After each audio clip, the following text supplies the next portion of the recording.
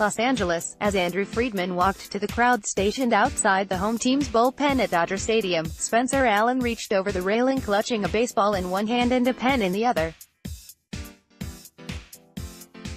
Allen, a 13-year-old from Calabasas, requested more than an autograph from the team's president of baseball operations.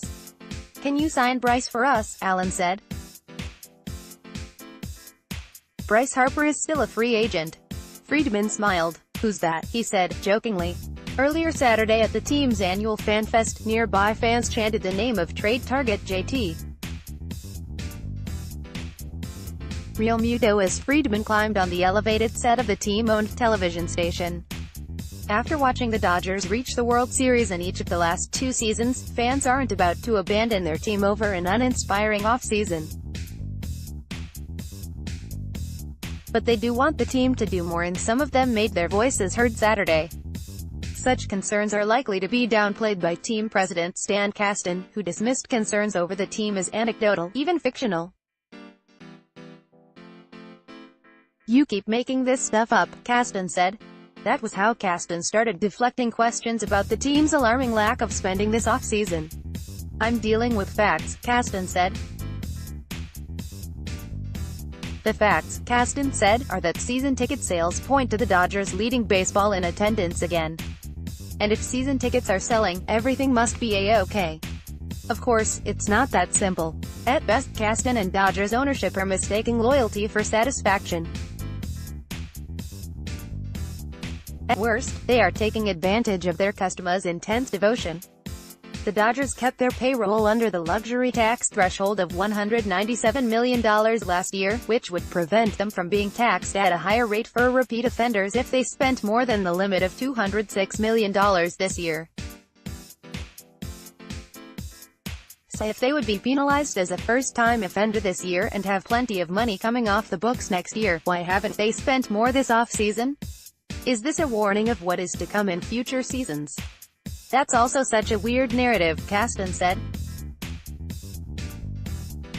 If we can do whatever we do and stay under the luxury tax threshold, there are a lot of advantages to being under, by the way, a lot more advantages than you all write about, such as... I'm not going to go into that because that's real inside baseball economic stuff, Kasten said. Told fans would be interested in the details, Kasten replied, "Hold on. Let me finish the answer. Some of the things are elsewhere in the collective bargaining agreement that no one's bothered to look at. Some of the things are inside baseball. So there are more advantages than just a little tax. Still, no details." Asked again if he didn't want to offer fans an explanation for the team's relative inactivity on the free agent market, Kasten said, "You're inventing a narrative that I don't agree with because, like I said, I can almost tell you for sure, we're going to lead the National League in attendance again. You're inventing a different universe that is not borne out by reality, by facts, right, because the fan base is limited to the people who can afford their tickets."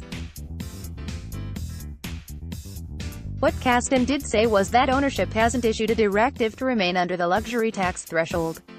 In fact, after signing center fielder A.J. Pollock to a 4-year, $55 million contract, Kasten said, "We may be over already, as well they should." The Dodgers have an $8 billion television contract that has blacked out their games in the majority of the market. Their ticket prices continue to escalate. Kasten explained how teams often spend more than the payroll figures used for luxury tax purposes, which take the average annual values of contracts. "You folks, what you see, we're paying a lot more than that," Kasten said. "We've just done it in a way that I have to say is smart. I hate to use that word, but I think that's what it is when we can accomplish our goals and stay under." Kasten also mentioned how the Dodgers rank in the top 2 in spending in the NL for every line item, including scouting and player development.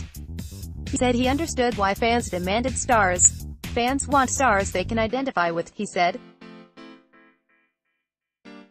"I'll tell you what they like better than free agent stars, and I absolutely will show you proof of this. They like homegrown kids that develop into stars. They like that better. And there's no team that has focused more on that aspect of our program than us. Specifically, he named the since departed Yasiel Puig, as well as Jock Peterson, Corey Seager, Cody Bellinger and Walker Buehler. By the way, did we not say then that this is how we were going to do it? Caston said. We were so transparent about what our plan is. Here we are, we're still at the top in the payroll. Guggenheim Baseball Management always made clear the long-term plan was to develop stars. Except of the players Caston mentioned, only Seager and maybe Buehler count as stars. The others are contributing players. They contribute a team that goes to the World Series, Caston said. I mean, come on, don't minimize that. It's an important thing. It's a hard thing. Friedman was less defensive when asked similar questions. Said the front office believed the Dodgers were considerably better than a 92-win team last year and pointed to how the foundation of the team remained intact. He said the team's increased financial flexibility alone isn't a reason to spend and how the Dodgers would be smart to spend on the right players at the right time.